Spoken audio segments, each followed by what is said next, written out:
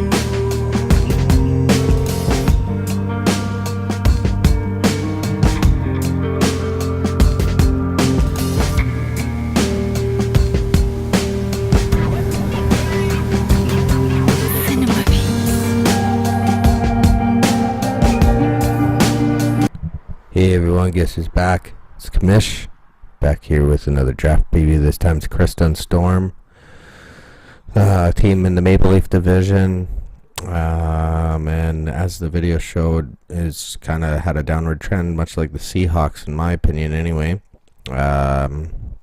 Looking at it last year, 5-8, really bad season.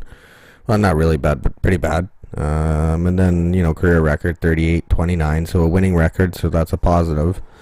And then a playoff record of 1-2, and then obviously making reference to that best ever finisher for Storm there, 2015 third place finish. But it has been a downward trend since then for sure. It's like I guess you could say a stock declining in value. But maybe things will take an unexpected turn here. When I look at the schedule again, strength of scheduling, I think kind of worked for Krista this year. I would say, for every 4 games, there's 2 challenging ones. So, and then 2 easy ones, or maybe 2 that are winnable, I guess you could say, because I don't think anything comes easy in the LOC. Looking at the keepers, obviously being a Seahawks fan, I noticed you had Baldwin before, so losing him, obviously it has to hurt as a true fan, and also hurts the club for Storm. And you're a quarterback because Russell Wilson doesn't have that guy to throw to anymore. But you did keep Tyler Lockett, who I think is nothing more than a slot receiver there in Seattle, but we'll see.